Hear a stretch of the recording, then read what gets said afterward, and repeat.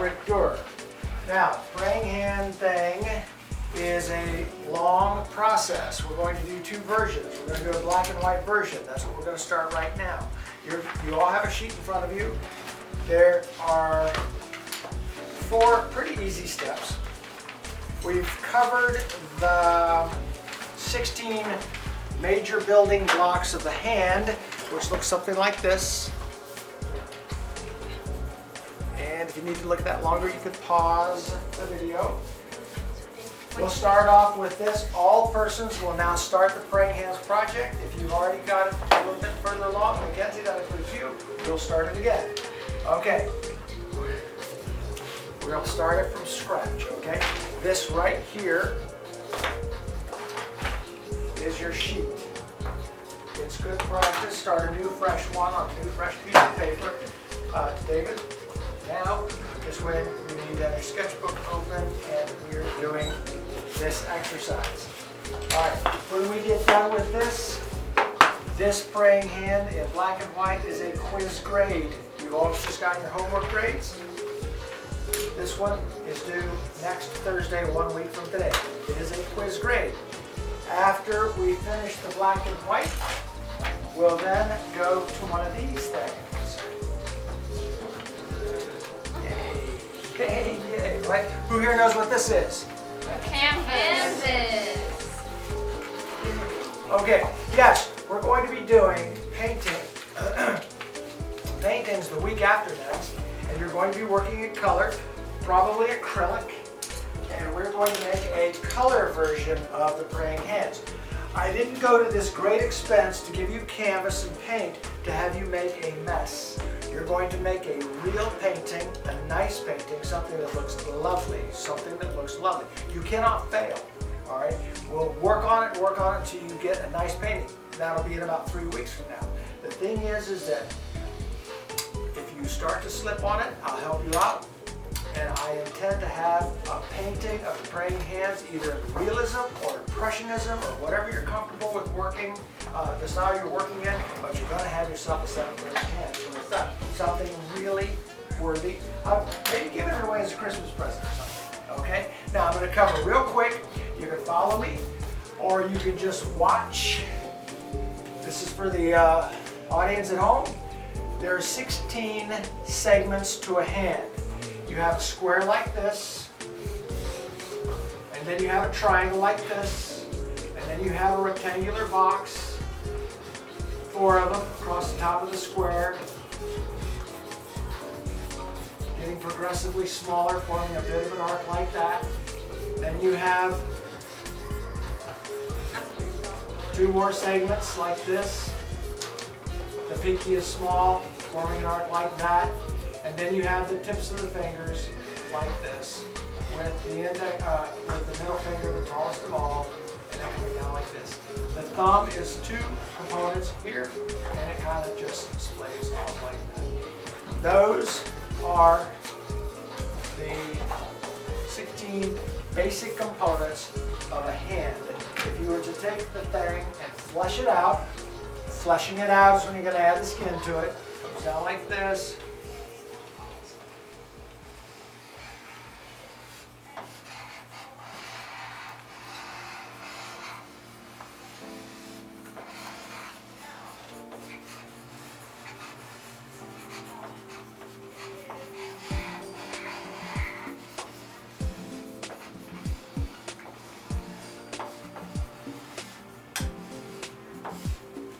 You've got yourself a pretty good hand just by following those components. And I've told you before that your fingernails face out front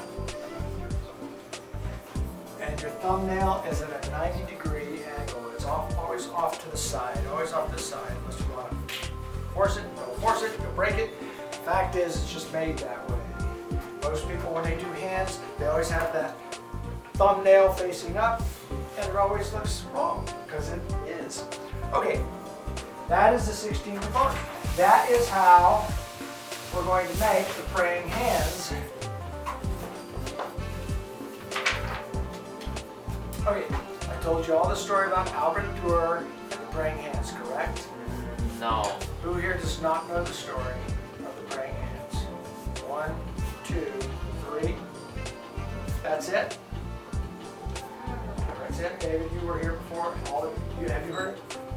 Okay, you heard. Do y'all want to hear it again? Yeah. Sure. Go for it. Sure. Go for it. Yeah. Okay. All right. Okay. All right.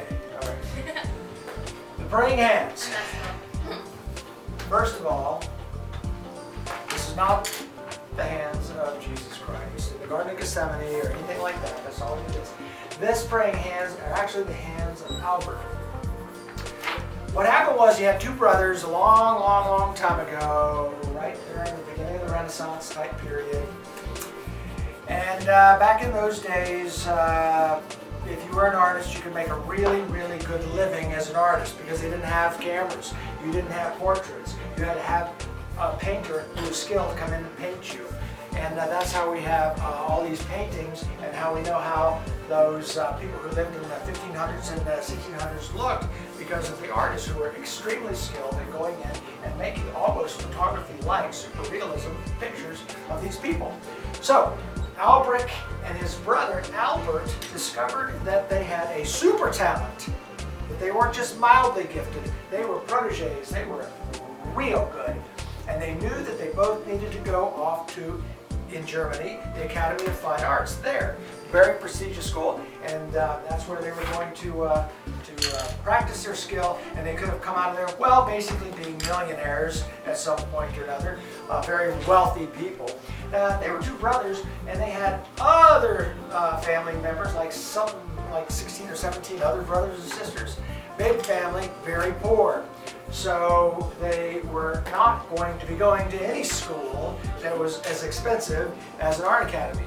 So what they decided to do, the two brothers, would be draw straws or roll the dice or whatever, and whoever won would get to go to the academy while the other one would work in the local mines.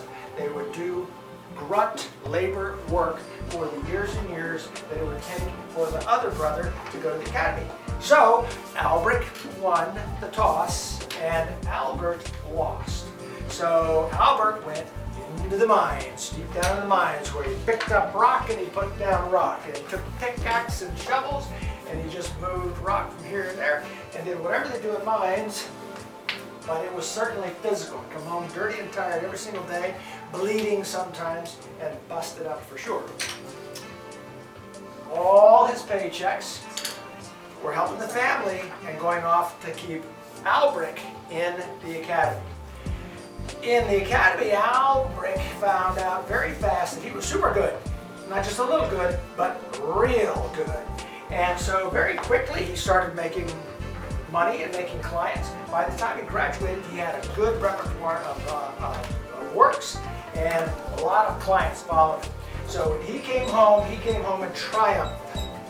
And they had a great big family gathering of all the kids and the moms and the dads and the aunts and uncles, and they're all standing around and sitting around and eating around. And Albert goes, okay, I'd like to propose a toast to my brother for having worked so hard all these many years in the mines to put me through school. And he said, thank you very much. It is now your turn to go off to the academy and my turn to do the work and help our family survive. At this, it got real quiet, and Albert stood up and he tried to lift his glass and he couldn't. He said, I have worked in the mines for so many years that my hands have been smashed, my fingers have been broken, I have arthritis that has set in. I have done so much work damage to my hands that I can't even lift this glass to toast you. Dear brother, thank you. I can't do anything but go back into the mines to work. Well, that broke Albert's heart. It was terrible that other boy had sacrificed his hands for his sake. But Albert was able to support that family from that point on. But one evening, Albert is looking down the hallway where his room was, and he sees his brother praying at his table in front of a candle, as he always did each evening. And the image he saw through the crack of the door, slightly open, was this right here. This is what he saw. He saw his brother's hands praying.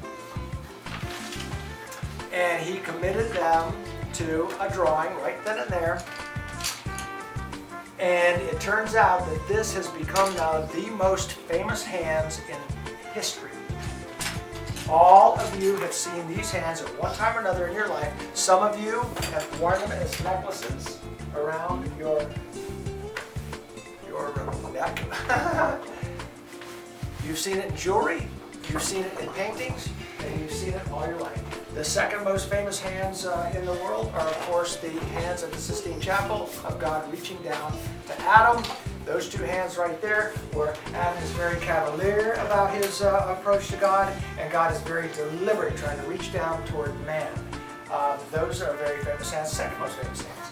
But these hands right here are still unique in another way. If you really take a good look at them, you'll see that they're actually very ugly. These hands are very unattractive. They've been broken. Their nails are split. If you were to look at the original drawings, you'll see the fingernails are all torn up. They're arthritic. The knuckles are swollen, and it seems like the fatty part of the hand is also swollen, like you recently hit it with a hammer or something. The deal here is simply this. They're ugly, ugly workmen's hands. They're a worker's hand. And Albrecht was true to how that image looked. Okay. That is the story of the hands. We're getting ready to draw. Now, on your sheet, all you have to do is channel the TV to this copy right here. It is the 16 box elements of the hand in the positions of the praying hands. Okay, everybody has that. You're way ahead of me again, aren't you, young lady? You just can't. You can't be stopped. Okay, all right, doing okay? Okay, all right, you're doing good. All right, now, all right, we're going to start off with just those 16 boxes. Anybody can do this.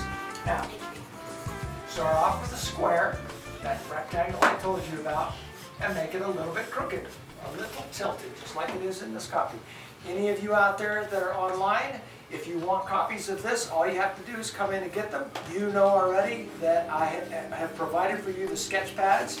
Let me see a sketch pad real quick to let you know if I could just have that just for 1 second. Okay. This sketch pad right here, I have plenty of them available for you. It's 140-pound paper. It is the best in the West, okay? Each one of you have one of these waiting for you here.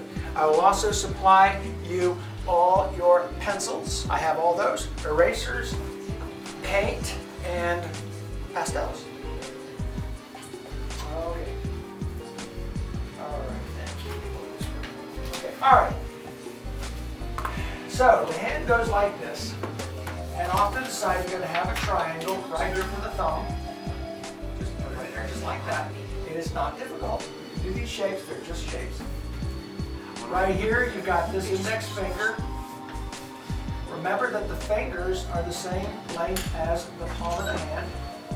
You've got the next one a little bit taller. The middle finger a little bit taller. The ring finger is a little bit shorter. And the pinky is, of course, small.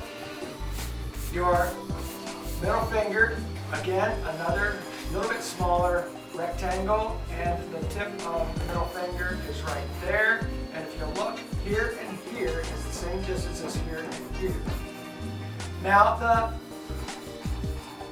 index finger turns in a little bit. It turns in and gets real cozy with the middle finger. In the picture, you'll see it overlaps. So don't splay them out really far. His hands are not like this. His hands are close together like this, overlapping. Each finger should be tight together. The next step is your ring finger is shorter than even the index finger, a little bit shorter, and still extremely tight. You're one right up against the other one. Okay, keep going. Okay, now your pinky comes up even shorter. Now you can see that arc cutting across there. The same arc that we did down here is the arc that you'll see in this layout of how these hands are positioned. Okay, now your thumb comes up, it's cozy too. It comes up really close to the index finger here and then doesn't splay out until it gets to the tip part of the thumb. It kind of just goes out like that. Okay? Now, the other hand, you're seeing it from the inside. So there is that box which is down here, okay? When you get down here, come a little bit below your square, you know, and it doesn't have to be parallel. You can be out a little bit, but make a V right there, a little V. That's the base of that hand. Now, what happens next is, there's a box right here.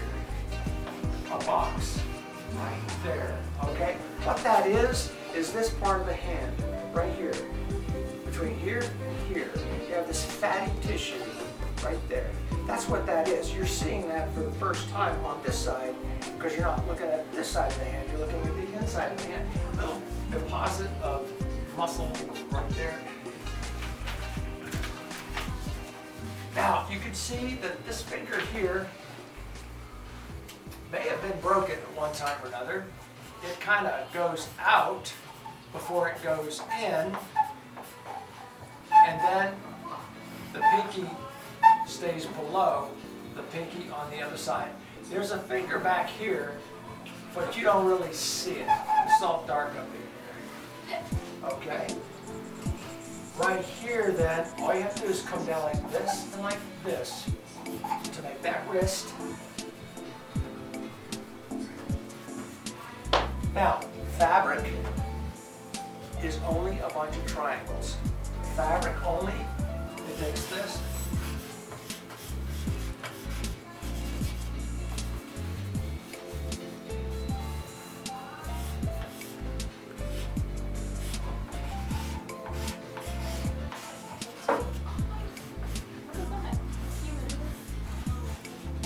Oh, you measured it. Okay, you do a little bit of that work right there in just a few seconds and you'll have fabric. Fabric is nothing but triangles. Okay, doesn't take much.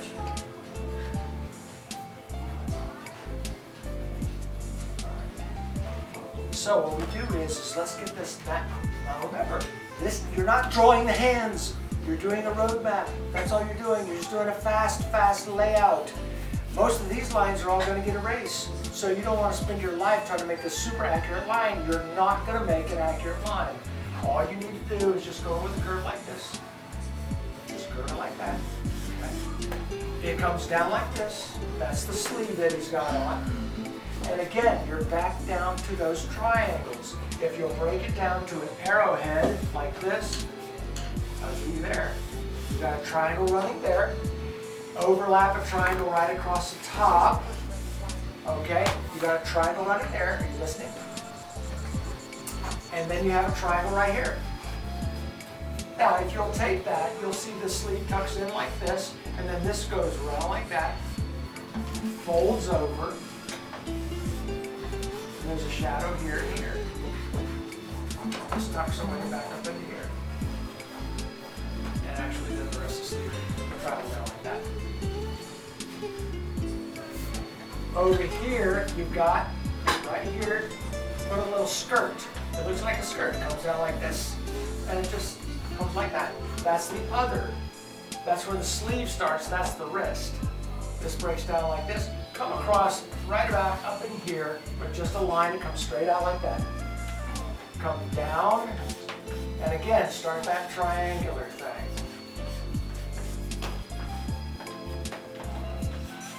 Okay? And you'll have that lower sleeve.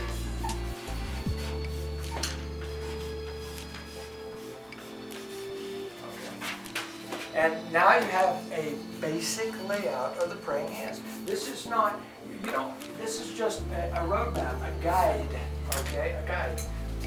What you're going to do next is, you're going to flesh it in. This is where you turn it to the next page. Here. That's a thumb. She really said it. What was that? My thumb just Okay. Now what you're going to do is go on ahead and take another pencil. If you were using an H, H1, HB before, you needed to be using something soft. And now you would go into something a little harder, a 2 of some sort. 2B or a 4B. Okay? Now you'll just flesh it out.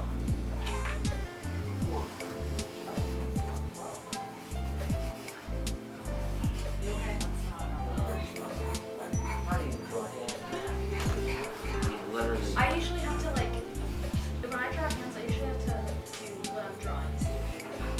I need a video. So like, one time I was showing you pictures and I'm holding a mirror. So I sat there, like this, holding a mirror, instead of looking at the picture.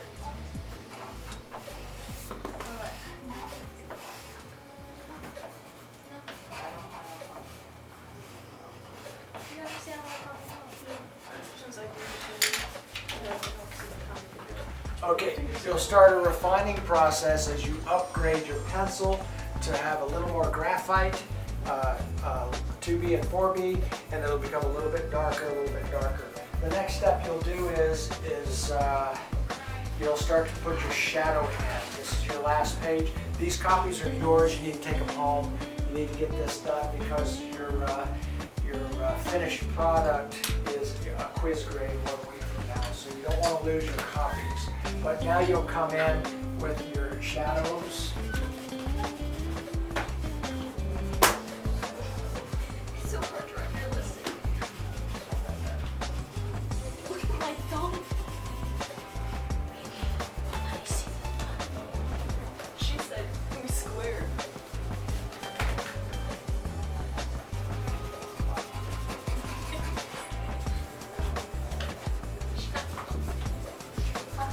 What's on the right again?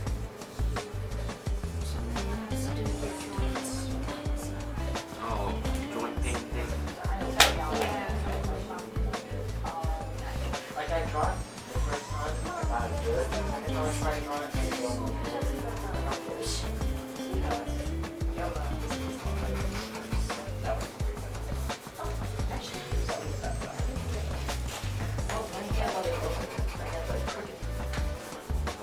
My hand really sticks. I think I made the middle Mine goes finger crack. okay. Let me try. Mine goes Take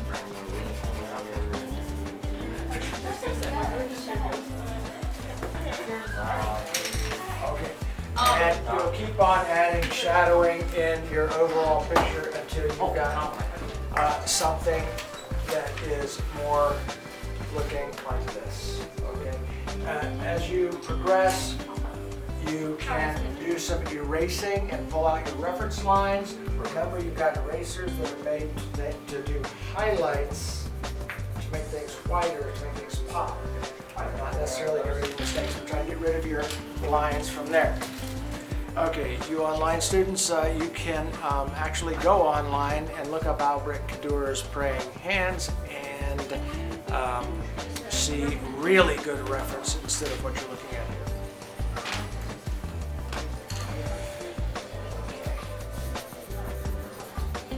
Got any questions on that?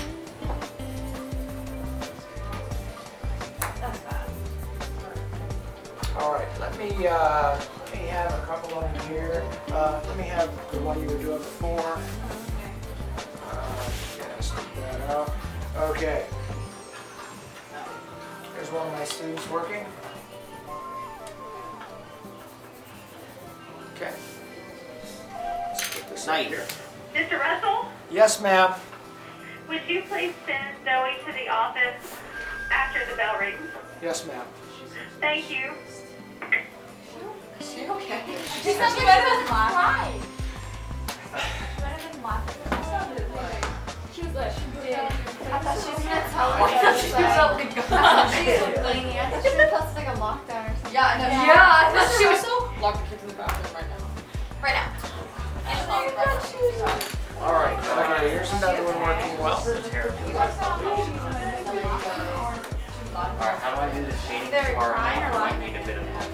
Oh, I remember when that happened. Well, when I always say I got yelled. And I had a daughter. You were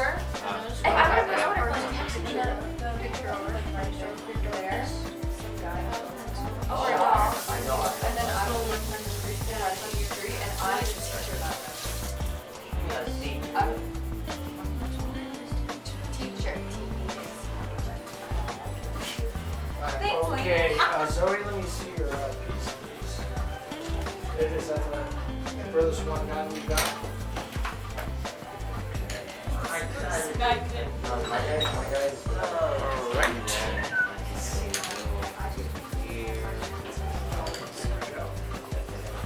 And Sebastian, let me see your piece of art. Give it to me. Okay. All right. That makes 3 pieces of paper. Okay, look. Sebastian is going at it. All right. This is very nice. Extremely, extremely nice. So it doesn't. You guys are going to pull this off. Believe me. Okay.